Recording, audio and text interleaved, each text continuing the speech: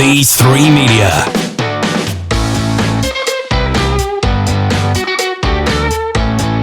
Right, Damien, just do a mic check for me, please. Okay, 1 2 1 2. I didn't actually need you to do that. I just wanted you to do it. You are good to go whenever you are ready.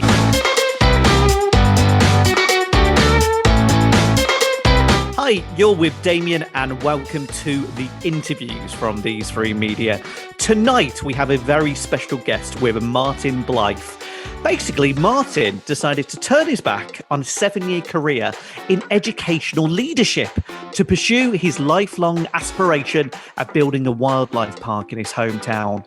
Despite facing the ongoing challenge posed by a pandemic and coming up against the strong fist of historic England, he's still hoping that Heart of England Wildlife Park will welcome their first guests in 2021.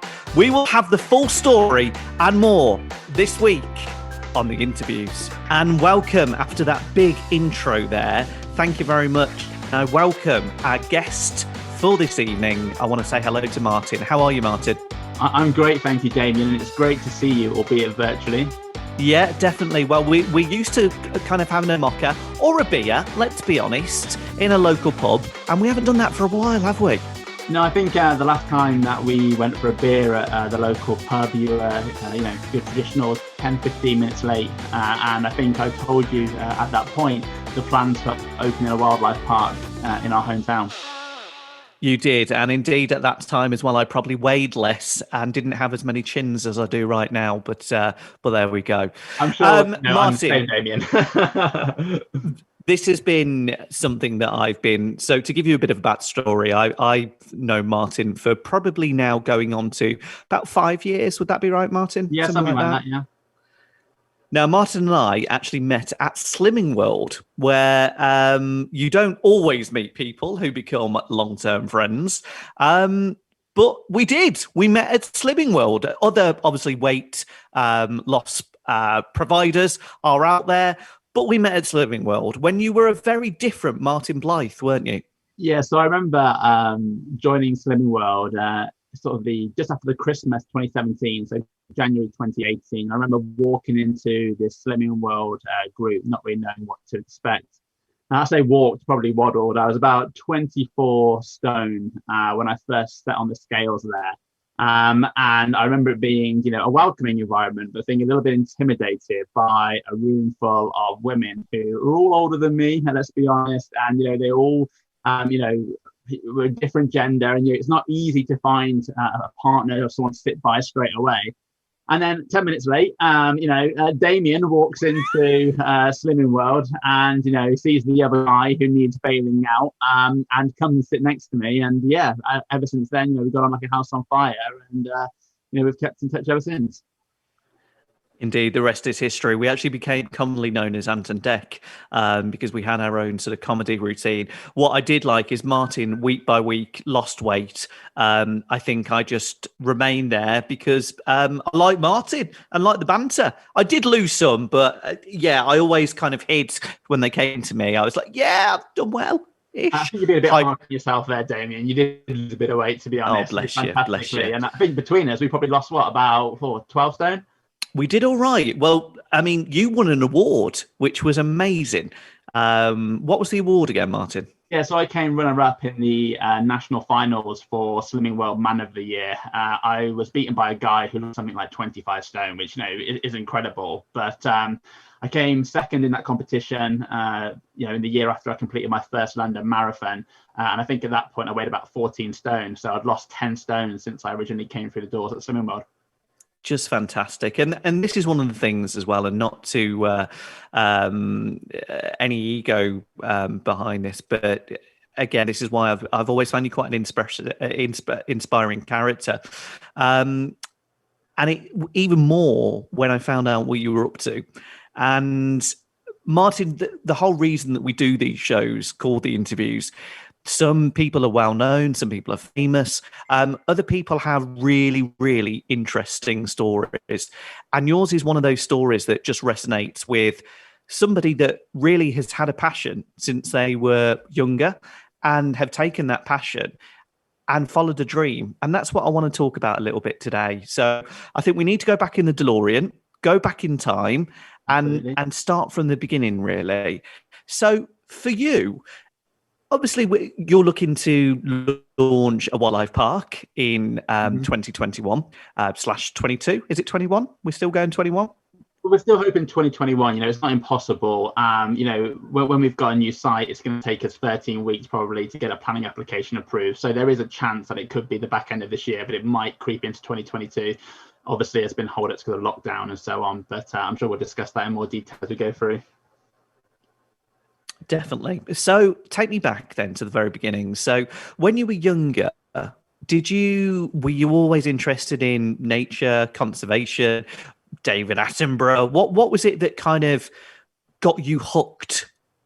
Yeah, I remember when I was a child, always visiting West Midlands Safari Park with my mum and dad, and being in the car and sitting on my dad's lap, and he was driving, and seeing all the animals up close. And if you ask my mum, I think she said my first word was gnu, which is an African wildebeest, and it might not have been my first word, but that family story has stuck ever since. And I just remember being absolutely fascinated by animals, and specifically big mammals, so your hippos, rhinos, elephants, and so on.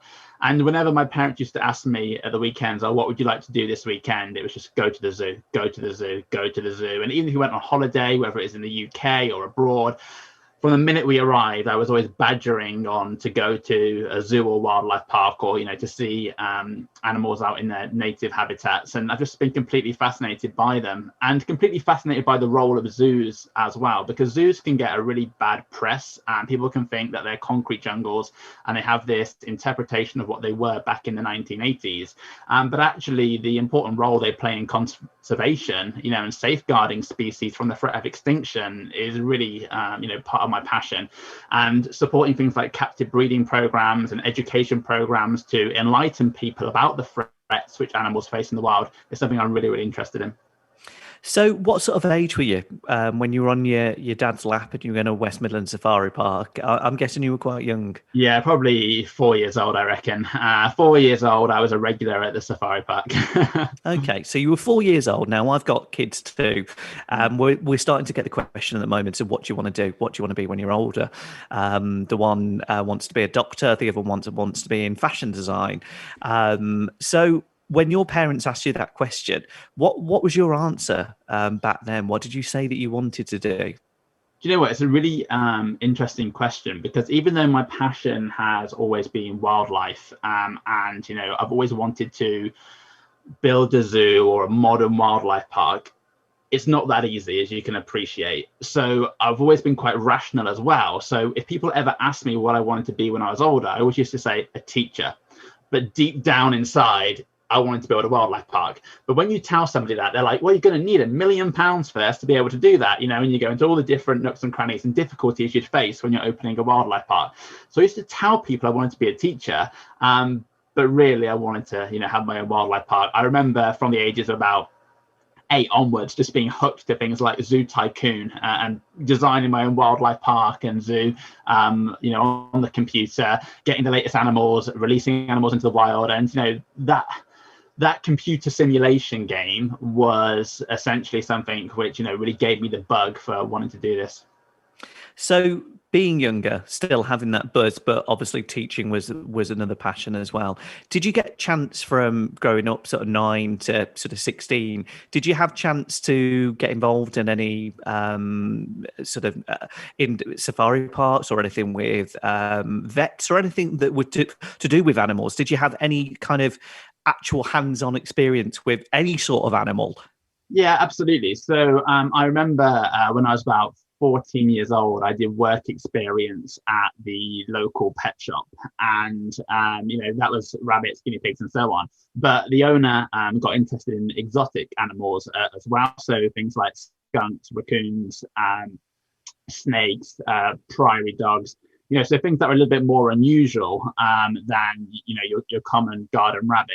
And I'm not a massive fan of exotic pets, but it was nice to be able to get hands-on experience with those animals. And I remember doing my A-level English coursework about how animals support child language acquisition. I remember having, a giant saltpeter tortoise and taking that into a play group, essentially a nursery school, and showing them the tortoise and seeing their reactions and recording, whether young people were more verbal when they were in the presence of animals or in the presence of people. And my research, sort of showed that,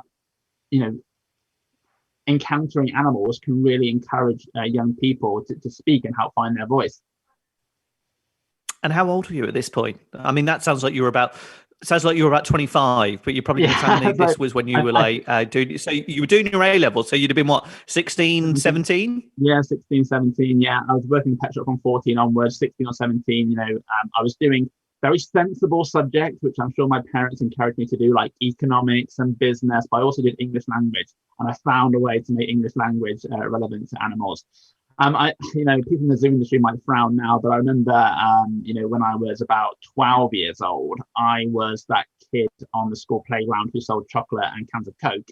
But I also sold stick insects when my pet stick insects had their babies. I used to take them into the playground in Chinese takeaway tubs and sell them to the other 12-year-olds. And I think a couple of teachers also bought them for their children. So I've always had a fascination with animals. I wouldn't encourage anybody to sell stick insects on the playground, but that is something that I did do back in the day. So you were a bit of a down boy at that time, rather than sort of selling maybe Tamagotchis and things like that. You decided to sell stick insects. Yes. Were you a popular guy, or did the popular kids want to sort of have a look at your stick insects? Or yeah, Damien, this is a really interesting question. I remember when I was at the Man of the Year finals for Slimming World, and I heard all the other inspirational stories of all the other men who were there and lost a lot of weight. And I remember a lot of the common themes in their stories were that, as they'd been overweight as a child, they maybe hadn't fitted in with the social groups. But when I actually stood up to do my speech, I remember saying that I'd never experienced that. Actually, I had a really good friendship group. I was very popular with people throughout the school. I think, that sort of Del Boy character, and also the slightly unusual, things I had in my rucksack, did actually make me quite popular. But, I was also into my football and so on. And again, that made me popular in school. So bearing in mind with the rucksack, were you kind of walking along the corridors and was your bag moving? Did people sort of think, what's he got in there? No, the bag wasn't moving at all. Like I said, the stick insects are in like Chinese takeaway containers. I remember, every time I went to the Chinese takeaway, I wasn't picking up any food. They knew I'd come to buy the empty containers, and they had them ready. Oh, no. Wow, I don't think I'm going to ever look at a Chinese the same again. So when you got to kind of the choice to go to university, did you ever stop and sort of say, and I don't know, Martin, whether you had this, when I was younger, we used to have those like brown folders with all your kind of certification in, and then you had to go up to your careers coach and they'd give you ideas of what you were going to go into. Did you ever have a conversation with your careers advisor and sort of say, yeah, I want to build a zoo? And did they ever give you advice, or did they say, no, Martin, you're not going to build a zoo. You're going to go and be a teacher, go to university and be sensible? Yeah, this is something that really actually grates me, because obviously I've been into teaching since, and always gave students advice saying, do whatever you want to do, follow your dreams, because that's what I wish someone had turned around and said to me. I remember when I was picking my A-levels, they said to me, you sell cans of Coke and stick insects on the playground, you should do business, you should do economics. So I ended up doing them at A-level. And then I was naturally very good at those two subjects at A-level. So the question of what they said to me was, you should do business at university. And I remember looking for all the different universities I could go to. And I remember my careers advisor saying to me, why don't you go to Aston University? Because then you could go and watch Aston Villa every weekend. And I was sold, because I'm a massive Aston Villa fan, as you know. Yeah. And I thought, great, Aston University, Aston Villa. And, that was a winner for me. So wow. I didn't seriously consider any other university. It was just Aston all the way, business management. Looking back now, I wish I'd done biology, chemistry, and pursued veterinary science at Edinburgh or somewhere like that. But, the advice at the time was just do business, you're good at it.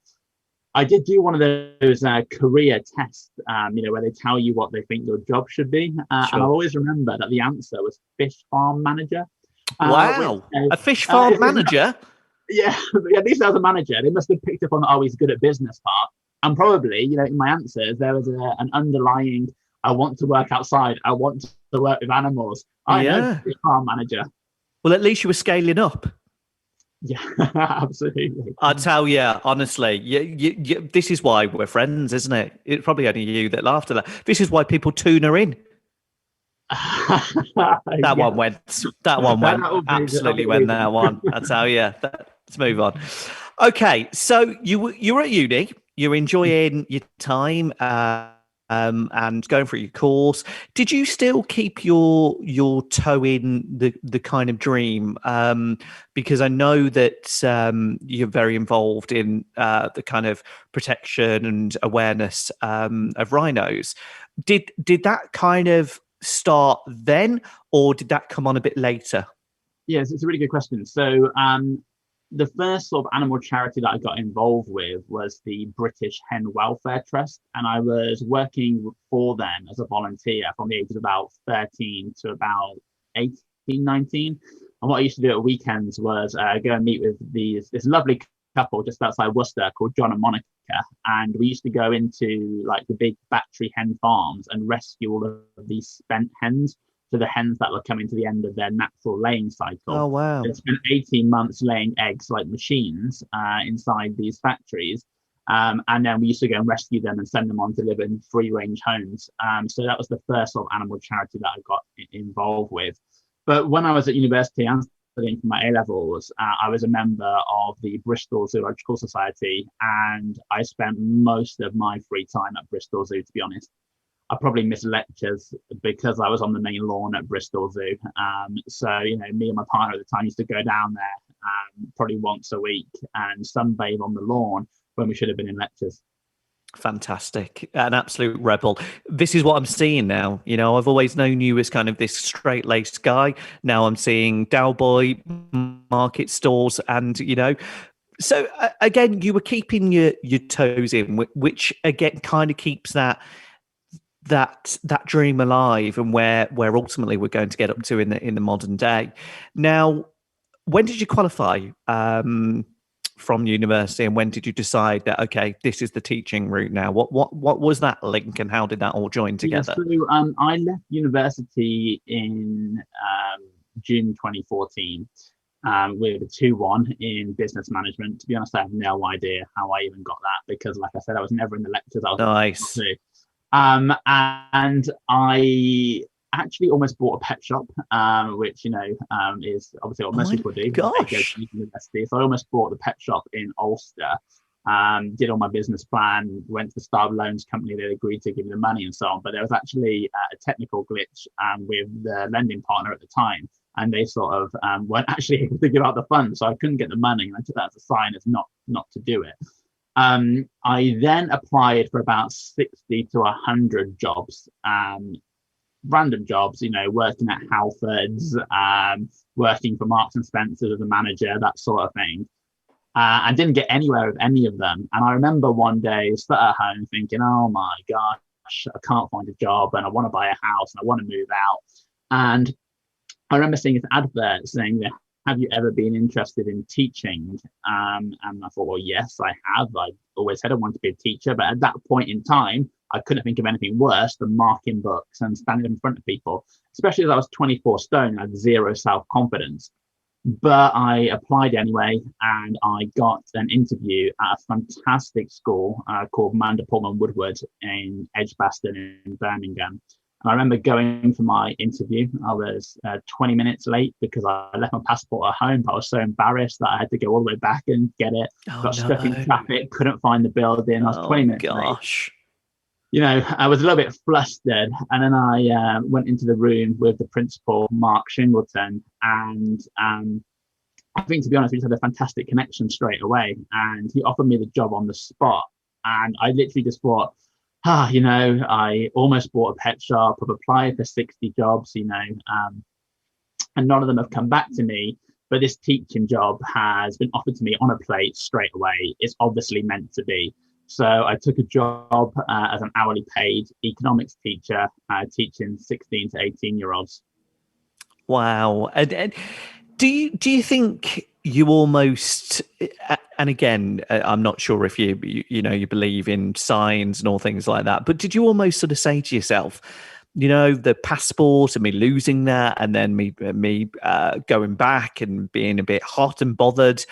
Did you sort of think at that time there's no chance me getting the job? And then when you got it, did that kind of make you think a little bit, do you know what, maybe it's time to leave the dream alone a bit now, and maybe I need to maybe leave it as a dream?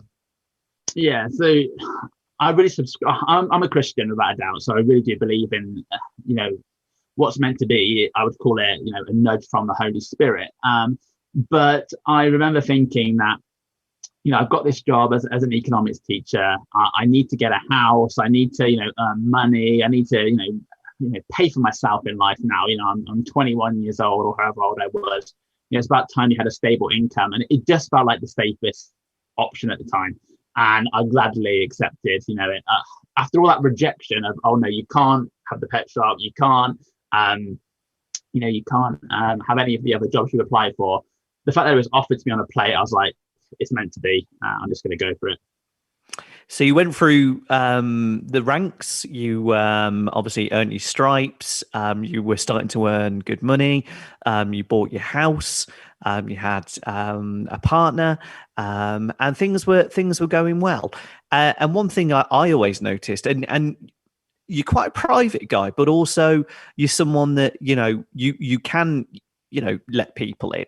And I always knew that you had an interest in rhinos and animal welfare, and obviously, using that for education, which is fantastic. We talked about my kids as well. You never really ever let on to me that, do you know what, Damien? I know we've talked about your company sometimes. One of these days, I think I'm going to buy myself a zoo.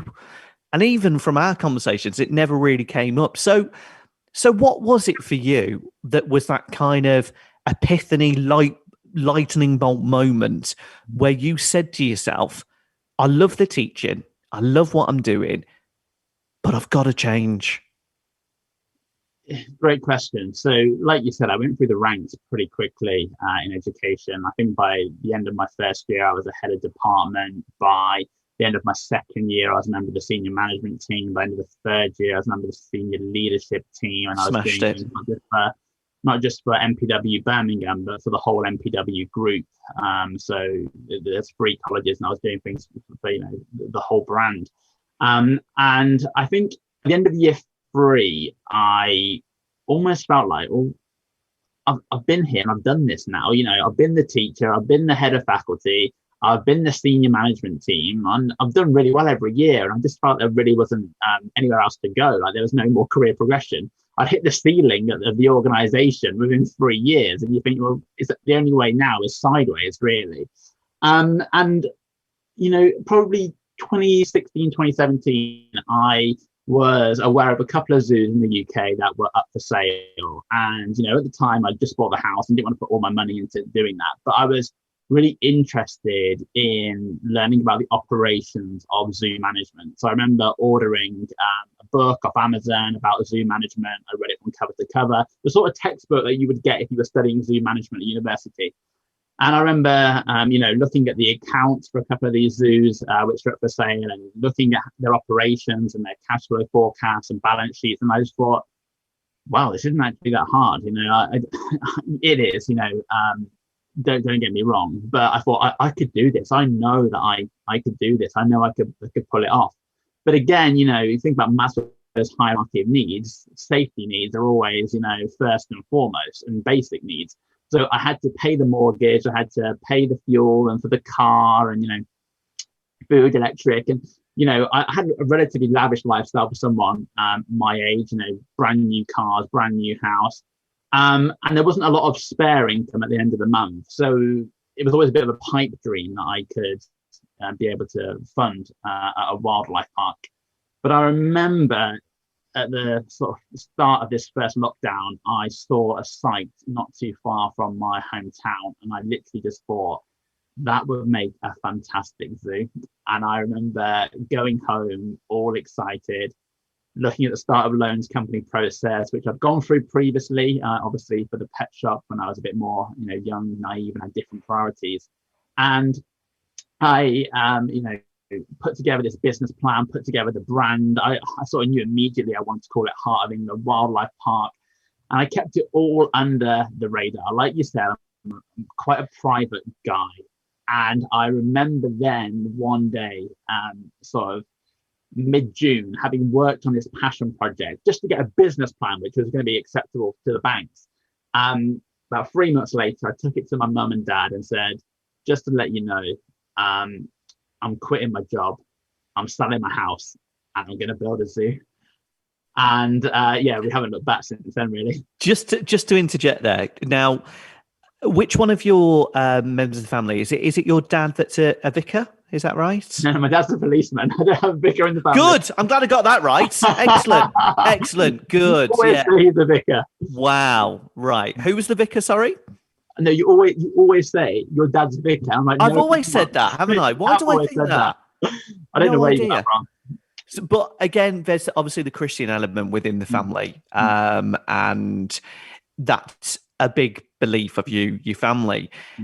What was the reaction and who went first? Was it mum? Was it dad? What did they say?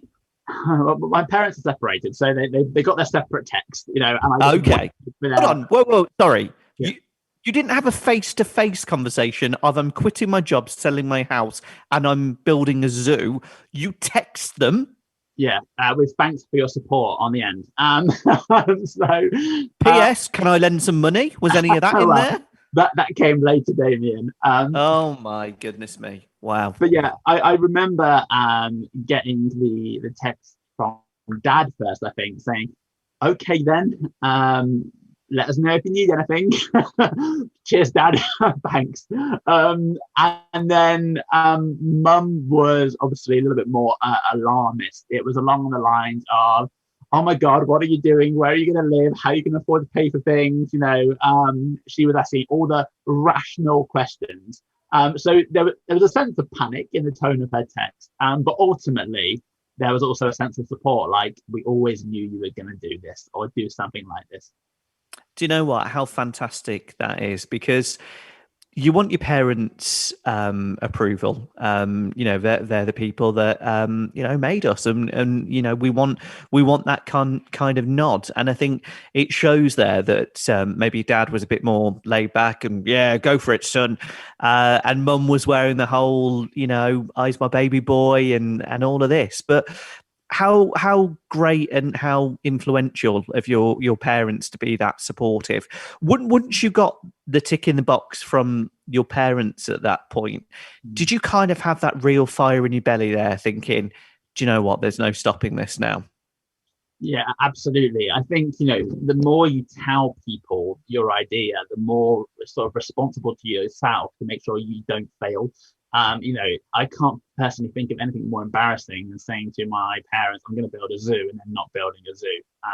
And obviously from there was the multiplier effect of telling the family. And then since then, there's been obviously the movement towards friends and now the general public. Everyone knows what I'm trying to do. Out there.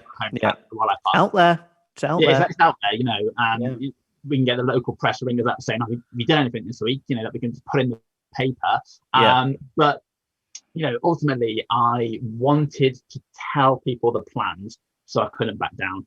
It'd be very easy for me to go, actually, I might just stay another year in teaching. I remember my boss at MPW Birmingham was saying, just stay till the end of the year, do another year. If you want to come back, when you're gone, you can always come back. I thought, no, I've got to make that clean cut. I've got to go for it. I've got to put everything into this to make sure it's successful. And I think that's one of the questions that I was coming on to in regards to, obviously, my other job, apart from this, is the recruitment business. And we've had many people that have left and we've had that conversation. Okay, sorry to see you go. Why are you going? Some of them, I don't like you, Damien. I'm like, okay, there's no need to be like that. But I joke there. It's always a nervy time for people to kind of come in and hand their notice in. Now, you've just given us the the mirror, sorry, the kind of the eyes and the setup to how you told your mum and dad. So what about your boss? Were you nervous, and how did you actually approach this boss? Did they know it was coming? Tell me. I'm fascinated. I'm sure a lot of my former colleagues were listening to your podcast just for this section, because they're all wanting to know what happened behind those doors. Brilliant. So I walked in. My boss, my amazing boss, a lot of people thought that he was actually my dad because we had such a good relationship. And my manager. So he was a vicar. No, he's not a vicar. He's the principal of the school. It's not a vicar. Not a vicar. No, right. But I went into his office, and I said to him, I need to tell you something. Unfortunately, I've got to hand in my resignation. And he just shot up out of his chair from behind the desk. It was the first day back after the summer holidays, first day back after lockdown. Hadn't seen him in 5 months. He was straight out of his chair, like, right, let's go outside. So we ended up walking around Edgbaston in the August sunshine. And he said, why do you want to leave? Are you being offered more money? Which school are you going to? And I was like, no, actually, I'm going to go and build a zoo. And I'm sorry, I just wow. I just can't. Yeah. Wow. And you could burst out laughing. You could burst out laughing at that response. Like, oh my gosh, Martin's been locked in the house for 5 months and he's gone absolutely nuts. But in reality, I was so familiar with the business plan and also the sort of progression from that point to actually opening a zoo that when I explained to him step by step what I was doing, he was just overawed. And he's like, this is fantastic. This is amazing. This is, I hate the word inspirational, but this is inspirational, and fair play to you. So there'd always be a place at MPW for you if you want to come back. But he gave me his blessing. We were gone an hour, but I think his biggest concern was, who am I going to replace you with? Because I probably did about 7 jobs, so needed 7 different people to step in. But that conversation happened, and I'm sure if it wasn't COVID times, we'd have gone for a nice drink. But as it was, we walked around the block 2 meters apart. Love that. There you go, getting the safety message in there. So did he, when you first told him, did he actually say, "You're having a laugh, aren't you"? Or did he? Was he just went straight into, is it money? Or did he think you were winding him up? Probably a little bit, but I think I think most people would, Martin. Yeah, I have a really different persona in work to sort of at home. So the person that you see on a night out, Damien, is very different to Martin Blythe in the workplace. I have a very stern suit face, and my reputation was built on I get stuff done. So I don't mess around with small talk or rumors or gossip. It's just straight in, let's get it done. So when I say something, I mean it in the workplace, and he knew straight away I wasn't messing around. Gosh. So you've told your boss, you've told your mum and dad, you must have had your pupils and people that really looked up to you. Now, bearing in mind, teachers really have a lasting print on our lives. And, we always know our first teacher. Some of them aren't great. Some of them are fantastic. And, they can be leaders. They can be inspiring. And what a wonderful job it is. So your pupils, what did they say? And what did you do? Did you go into the class with dressed as a rhino and kind of go, "Hi guys"? Or were you typical Martin and went, "Let's have a conversation"? Well, it's one of the things I said to Mark in that walk around the block. I said, "How do you want me to tell the students?" He says, "I don't want you to tell the students. You're not going to tell the students." And I said, "Well, we need to tell them in the next 3 days because I'm about to go public with my intentions. So we're going to let in local press know it. It's going to inevitably end up in the Birmingham Mail and on radio, maybe TV and so on." And he was like, "Oh no, I can't see it getting that sort of traction. Nothing our students would see." So I said, "Okay, Mark, let's play with your game. Let's not tell the students." And then 3 days later, we made it public, and within 20 minutes, I think, the school phone was ringing. Is it true that Martin Blythe is leaving to go and build a zoo? As it was, printed all across the Birmingham Mail. It was on Birmingham Live, Worcestershire Live, BBC Radio, and all of that. And the pupils really were one thing that almost held me back. Oh, bless you. In the previous academic year, it was the first time in probably 5 years that I taught year 12. Normally, I would just teach year 13 and do the final year of their economics course. But I taught the year 12 group, and one group in particular, and I taught them through year 12. They're the strongest year 12 group that I ever had. And going into year 13, I was really excited, to actually have a group from cradle to grave, like from the start of the program to the end. And I really wanted to help them, get to the end, get their qualifications, get their grades in economics. And part of me thought, do I just teach those guys for the 5 hours per week I would have them? But ultimately, I knew I had to put everything into it. But I do actually just want to mention that, Priya and Chan and Kieran and Rish and Faisal and Omar, are all students, Nick Hill as well, who, almost kept me, at that school for a few more months because they were so committed and such a great bunch of students that I really want to see them through to the end. But, it wasn't meant to be. And that's always nice as well, to give people actual name drops. And that means a lot to people. Again, I know you don't like that word, but it is inspiring for students who not only have a teacher that's teaching them a subject that can lead to the business acumen side. And you did that. You kind of went, you know what? I've been a teacher. I've studied. I've worked hard.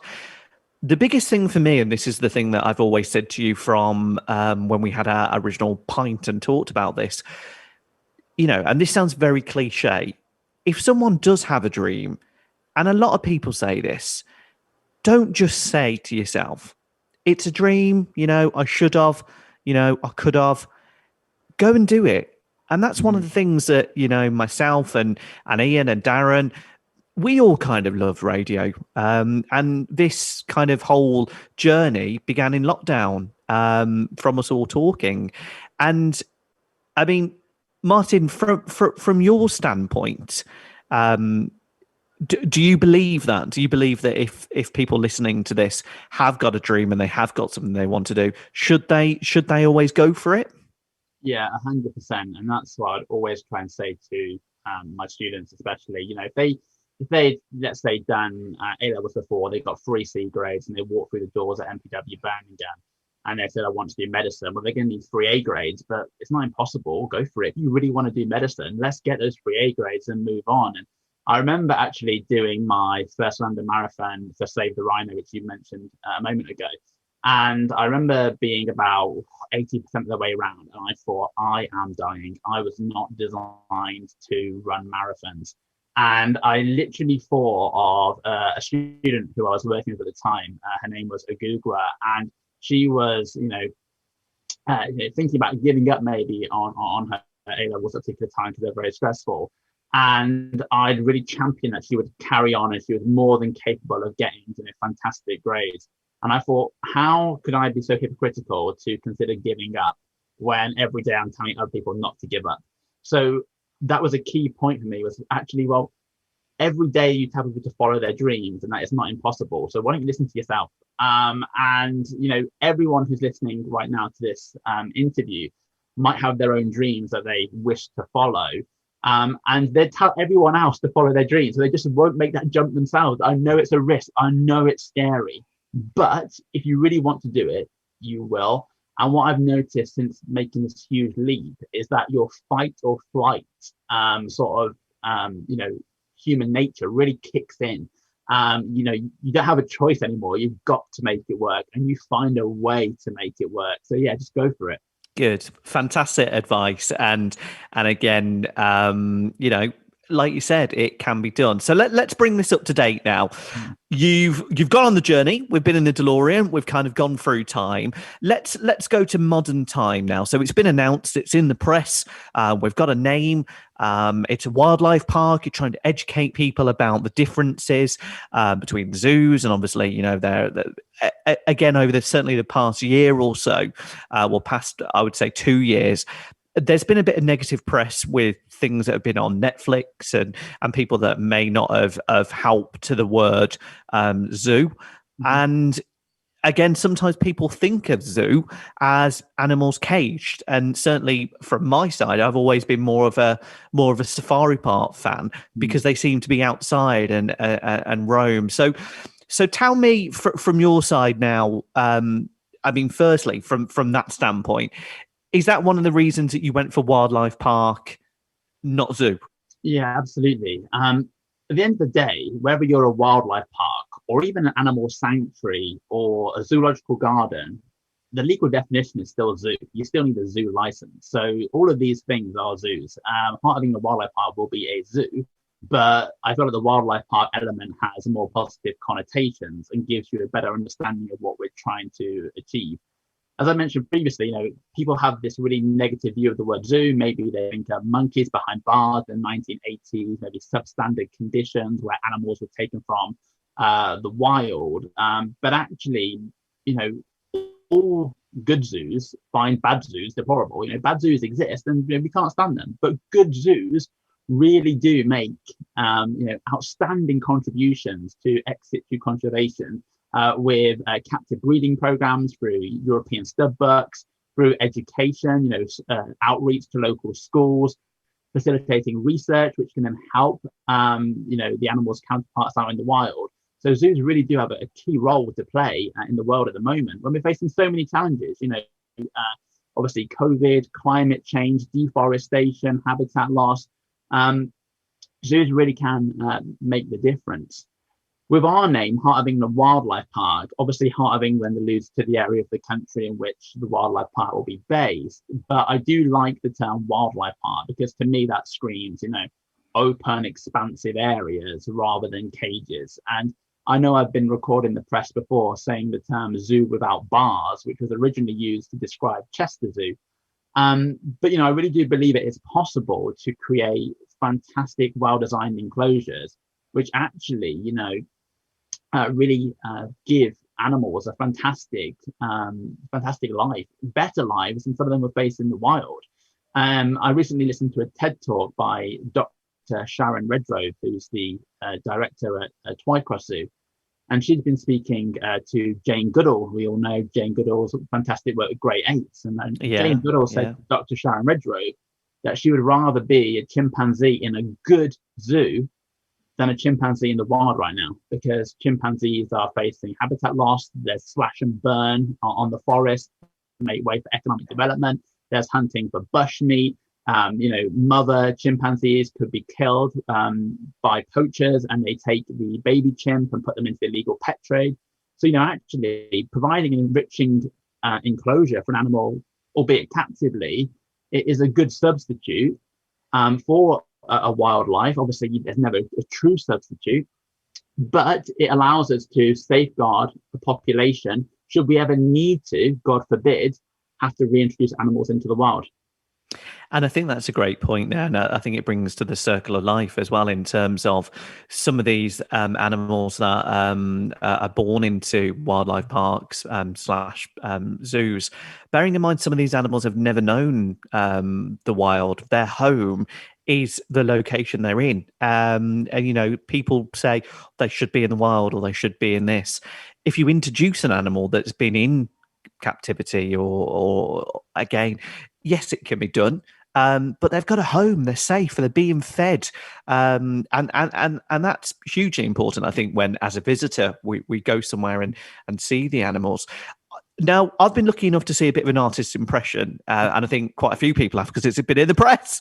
So we're on a podcast, so we're not visual. So tell people what they can expect once the Heart of England Wildlife Park is up and running. So we walk through. What do we experience? Yeah. So the whole sort of master plan, the 10-year master plan for Heart of England Wildlife Park, focuses around 4 main themed areas. So the first themed area is called Heart of England, and Heart of England is an area that will include a coffee shop and also a playground which celebrates native wildlife species here in the UK.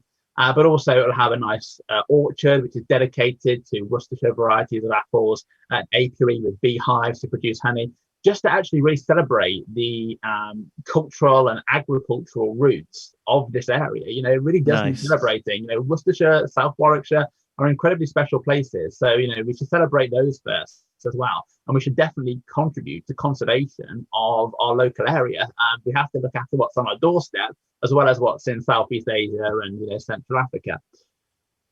The big sort of development, which I know you've seen concept art for, Damien, is for phase 1, which is Africa. And we intend to have endangered Grevy's zebra as our first sort of main flagship species. So you will walk through this area called Heart of Africa, and there's a big open area, sort of grassy fields, with Grevy's zebra and ostrich sort of coexisting side by side. And rather than having, you know, bars to keep them in, we are looking at a ha-ha design where you dig out a big trench and basically it looks almost like the zebras are on the same level as you, but they can't escape because there's a big ditch in the way, which slopes down, they can't jump over. So, you know, a lot of people have said to me, oh, you know, you keep talking about these endangered zebras. Zebras aren't endangered, but actually there are several different species of zebra. And the one which we are hoping to have a Heart of England Wildlife Park is the endangered Grevy zebra. There's only 2,500 or so of those left in Kenya, Ethiopia, you know, and that's the only place you can find them. Wow. So we're currently in discussions with the EEP coordinator about potentially taking on some castrated males to, you know, play a key role in holding surplus animals within the breeding program. And then there will also be some other African species as well, including red river hog, which is a bit like a jungle pig. For those of you who aren't that familiar with them, they have big hairy ears and they've got red hair all over their body, which makes them really quite wonderful to look at. Gotta see myself one of those. Is that a bit like Timon? Pumba. So Pumba is a warthog. Yeah, Pumba is a warthog. But I suppose, you know, if you're trying to picture it right now, a red warthog is not a million miles away from a red warthog. I like that. Yeah. But yeah, we've put out some concept art, which, you know, you've mentioned. We've also got landscape plans as well. And then later on, you know, year 5 plus, the 2 final areas will be Heart of Asia and Heart of the Americas. And we'll hopefully have some incredible species, including tiger in Heart of Asia, and also lowland tapir and giant anteaters in the South American section. I mean, it sounds, it just not only so exciting, but it also sounds like a complete adventure as well, which is so exciting for the local area, because there's nothing like it unless you go over kind of Bewdley, Kidderminster way. So in terms of the location, you've got a really you know, great location. And speaking of which, not everyone is always fluffy and nice and kind of welcomes this idea with open arms. And that's unfortunately the way that, you know, the world is. You're going to get people that love things. You're going to get people that really hate things. How have you managed that? How have you managed the negative, and also the fact that you went for a site recently, which would have been amazing, and from what I understand, well, it's been in the press that's not going ahead. So just take me on that journey.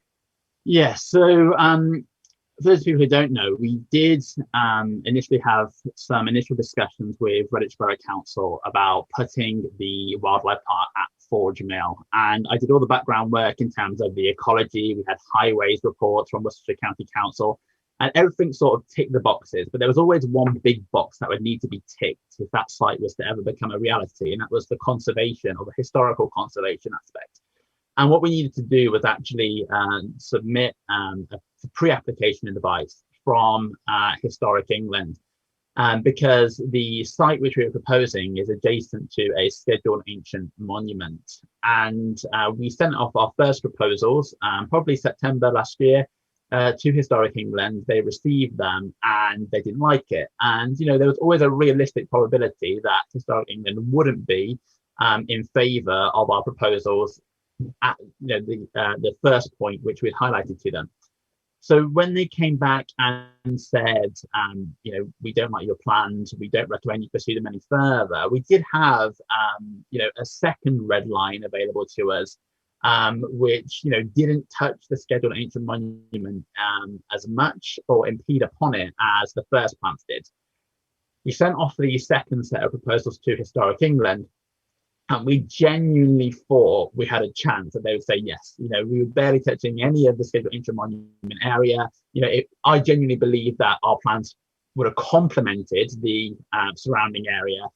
And actually, we'd have been able to work to attract more people to the scheduled ancient monument. We could have done history outreach as well as part of our education commitment as a wildlife park. But when the second proposals were rejected, that did come as a bit of a kick in the teeth, to be honest. But when we obviously made the announcement that we were going to put these plans to Historic England, you're right, there was some criticism.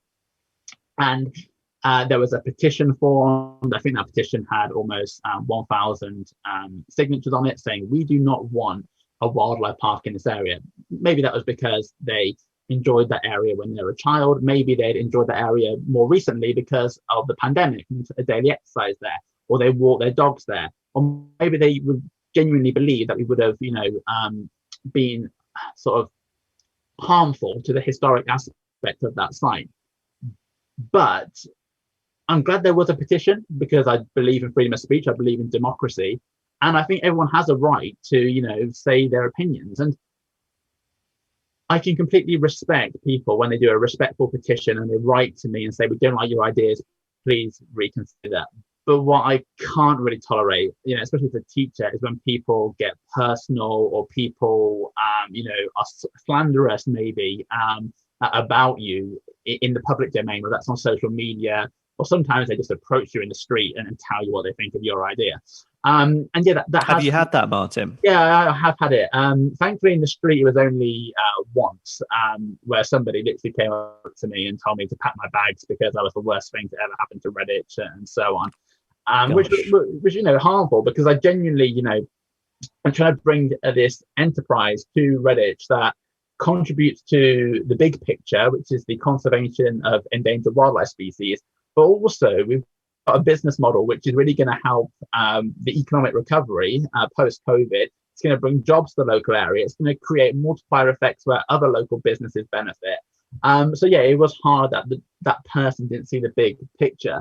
But, you know, I have received letters, emails, social media comments, you know, which aren't that nice. And I've always said to my brother, actually, you know, just personally, when the zoo opens, wherever that may be, we're going to get those comments and we're going to print them out. I'm going to have a picture taken with them, you know, in front of the zoo, you know, because I remember Premier League football player Conor Hourihane, played for Aston Villa. He scored his first goal in the Premier League, and he retweeted a tweet that someone had sent to him maybe 5 years prior that said, "You'll never be good enough for the Premier League. You're absolute, you know, slanderous." Yeah.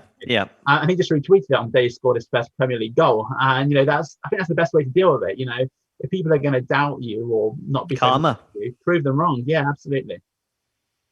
Did you, I think going back to that, and trolls can be, you know, they're in the keyboard warriors and all of this there.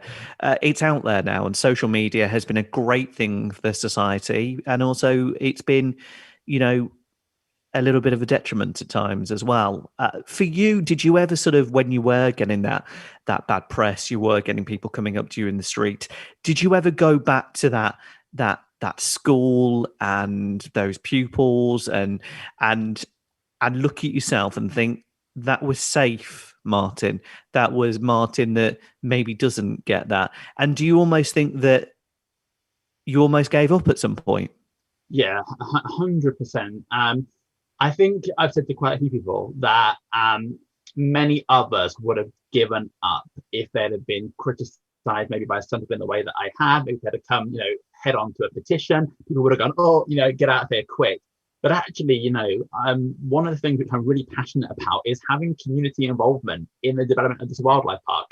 Like you said, there's nothing like it in this area. It should be a great asset for the whole town and for the local area. So I really actually do want people to write to me with constructive feedback and, constructive advice and suggestions. And when we put out, a call for some support from the community a few weeks ago saying, look, we've had this rejection on this one site. Do you have any ideas where else we could place this wildlife park? People wrote to me saying, oh, why don't you put it here? Or, oh, we've got land available. Come and talk to us. So, yes, there are trolls, but also through the power of social media and the media itself, you can get really positive outcomes as well. We're not quite there yet in terms of definitive dates, etc. But in terms of looking forward, and I think that's what we're all doing now in the world of the pandemic. We've got these 5 steps they're all going through to get back to some normality. For you, how much has that affected your plans, your aspirations? Because you've not got a steady income coming at the moment. We'll talk about this. You've left a job. I understand you did sell your house. Mm-hmm. So 2 questions there. Where are you living? How are you living? And, are you okay? Have you got a tent? What do we need to do? You know what? This is one of my favorite questions that I get all the time is, where are you living? How are you affording to live? At the end of the day, I'm genuinely concerned. You're a mate. It's a business, but also, it goes back to parental support and family support. Members of my family have been incredibly supportive. I'm able to stay with parents. I'm in a nice, safe, warm house, and the equity from my house is sat in the savings account, basically waiting for us to get the green light on a site. The lockdown, the 3rd lockdown, was a real kick in the teeth. I remember doing an interview with BBC radio sort of August time, and they said, oh, are you worried that a second lockdown could harm your plans? And I remember saying, no, I'm not worried about a second lockdown. And the second lockdown, it didn't really slow anything down. There wasn't any whole thing of progress. No. The 3rd lockdown was a real surprise to many people, I think, especially how extreme it was. And I got a lovely new diary for Christmas. And I remember, I think it was New Year's Day, writing out all my appointments for the next, few months, going to different zoos, meeting different people in the industry. And literally, when the announcement came that we were going into lockdown, I had to literally scrub them all out again because obviously zoos weren't allowing external visitors in. And, even conversations with stakeholders like the council and people like that, they had other priorities. They had to manage, social distancing in all of their community assets and parks and so on. So actually, the 3rd lockdown was a bit of a kick in the teeth. And, ultimately it has delayed the project, but we have got everything we need to accelerate plans as soon as we get a green light on a site. Unfortunately, it's not as easy as just going, oh, there's a piece of land, let's build a zoo on it. Obviously, there's lots of background work in terms of ecology, highways, conservation and historic record. You've got to do all of this first before you can even make an offer on a site. We have recently made an offer on a site. We're still fully committed to the idea. We're still fully committed to the heart of England. We're still fully committed to Redditch. There's some great sites in Scotland, Wales, Kent. We could just go and take those on and build a wildlife park. But actually, I think what's really key for me is that I want to give something back to my hometown as well. I don't want to just go and, be part of a key part of the economic recovery in a place I've never lived before. I want to be doing it in a place that means something to me, where my friends are, where my family live. And therefore we'll keep pursuing that for as long as needs be. And that's great to hear, because I think certainly Redditch needs something like that. It needs something that kind of maybe shows us in a different light as well.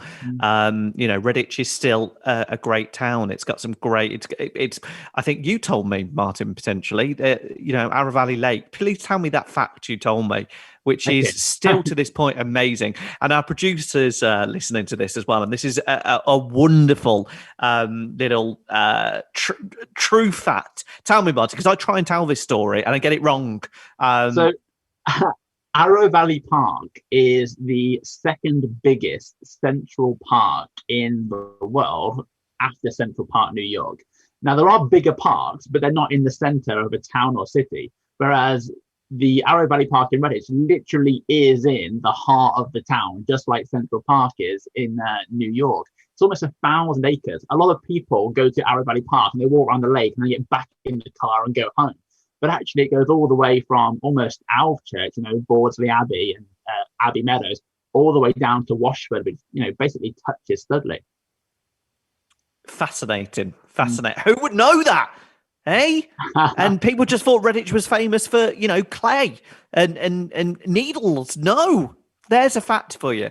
So I think again to bring this full circle now, there has to be kind of a bit of an end game to this, and it will either be absolutely fantastic.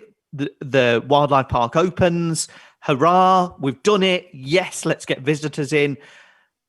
Or on the other side of the coin, is there an end to this, Martin? And do you keep going? Do you keep carrying on? Or, is there an answer to that? Yes, it's a really good question, Damien. So, I can't plod on for 20 years and never get a site in Redditch. Redditch, unfortunately, Redditch Borough Council, their land area is basically built upon. Redditch is built up to its borders. As soon as you sort of go any further, you suddenly get into Bromsgrove Council territory or Wychavon or into Stratford. There's literally almost nowhere else to build. So the land areas we're looking at are, limited in this area. So that's why we are broadening our search a little bit, looking in areas which are technically Stratford District Council territory, but are still close enough to Redditch. They still have a Redditch address. We recently looked at a site in Holborough Green, which is technically Wychavon, but ultimately it's Holborough Green, Redditch. That's the full address. So we're looking, outside of the town. The first proposal at Bawdsley was very central. That's in the heart of Redditch. We're looking on the outskirts now at a couple of sites. And ultimately, if by the end of this year we haven't identified a suitable site in Redditch, well, we're going to have to consider somewhere else. We're going to have to think, well, do we move closer to, let's say, just random names, Evesham or Solihull? Do we head closer to Birmingham? We still want to do it in this area, but we haven't given up on Redditch yet. It's very much home for us, and we'll do everything we can to try and get it up and running here. Good. So Redditch is still the main aim, but either way, whether it's Timbuktu, whether it's Redditch, whether it's the moon, this journey will carry on for Martin Blythe. Yeah, absolutely. So I've said to my brother on many occasions, we're going to build a zoo. Sometimes I have to pinch myself. Yesterday, I was on a course about managing dangerous wild animals as part of the zoo licensing requirements. You have to pinch yourself. Like, I was a teacher, 4 months ago, and now I'm in here with all of these vets and Secretary of State zoo licensing inspectors, and we're talking about managing dangerous animals. So it's really exciting for me. We are going to build a zoo. If it's in Redditch, that's the complete desirable, but we will obviously do it somewhere. The real surprise to this journey is how we seem to have accidentally opened an online toy shop. So one of the very early things that I did when I started setting for zoo was I knew that getting the doors open was going to be challenging at first because of COVID. So I was thinking, I'm quitting my job. How do we get cash flow in? How do we grow the business? And we went out and contacted some really big hitters in the industry, in the toy industry, Shrike and Playmobil and people like that. And we've been stocking their products and we've been selling them on our website and on various different selling platforms. And that sort of exceeded all of our expectations. And we're getting lots and lots of orders every single day, and they're going all around the country and up to the Highlands of Scotland, down Southampton. I think literally the other day we had one parcel going to Inverness and one going to Southampton, and then so many more in between. And it was just so exciting to see that coming out of the label printing machine. Wow. So we've accidentally opened this online toy shop, and we also sell garden ornaments and clothing and stuff. And so there is a business there, which I'm managing full time at the moment. whilst also really proceeding with the zoo development itself. And that's the entrepreneurial side of yourself. And again, if you've got a dream and something you want to go for, nothing's going to stop you. And you're doing the same there. Like I said earlier, it's fight or flight. Literally, like you said, this could go very badly wrong. You could give up, but there's a part of you that doesn't want it to. You can't. It's your dream. You've got to follow it. So you've got to fight. You've got to really, really go for it. You've got to find a way to bring in cash. You've got to find a way to build a zoo. And I'll just very quickly mention another zoo, Fife Zoo, up in Scotland. I know Mike Knight reasonably well now since announcing we're going to build a zoo here in Redditch. But what a role model he was. Came out of university, didn't have £1 million in the bank like some people who build zoos do. He literally begged, borrowed, built a zoo, but first of all got the cafe up and running, got cash flowing, got people coming to this coffee shop called Fife Zoo with no animals. Then he built a soft play. Great, more cash flow, guaranteed that people come over winter as well. And then, almost 18 months later, they got some animals. So, you don't have to start with getting your zebras on site straight away. People say to me, where are you getting animals from? Getting the animals is actually probably the easiest part of building a zoo.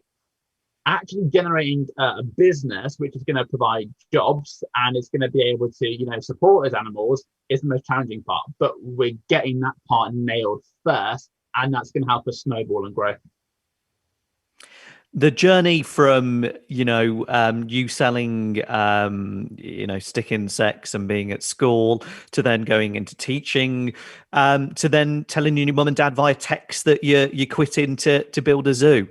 This is one of the reasons that we do this show. And for the listeners of the show, it's not only about some people that you may know, it's also about people that you may not know. The reason that we do the interviews is about interesting stories and interesting people. And over the next coming weeks on this season, you're going to be seeing a lot of interesting characters, a lot of interesting stories. And these three media are going to bring those to you. Martin, it's been an absolute pleasure going on the journey with you. I think we'd only be right and just to give some shout outs to websites and places that people can find out more about yourself and the business. Yeah, fantastic. So please do follow us on social media, Facebook, Instagram, and so on. We're called Haiti Wildlife Park. If you want to visit our website, it's www.hofewildlifepark.com. Or you can just Google Heart of England Wildlife Park and we'll definitely come up. Or if you Google teacher quits job builds zoo, we'll also come up that way as well. Honestly, what a tagline! Hey, it's inspirational, and I know that word is used a lot. But having known you and spent some time with you, seeing you lose the weight, to seeing you growing confidence, go through a split up, and you've grown so much, and I'm so glad I've been able to see your journey, and without sounding condescending, I'm proud of you as well. It's great to see. So thank you for being on the podcast today. Like you, Damien, that makes all the difference. So thank you. Bless you. Right. Okay. More to come. We will be back soon with more interesting stories and more inspirational people. From me, Damien Lee, and Ian Barstow producing. This is the interviews from These Three Media. Good night, everybody.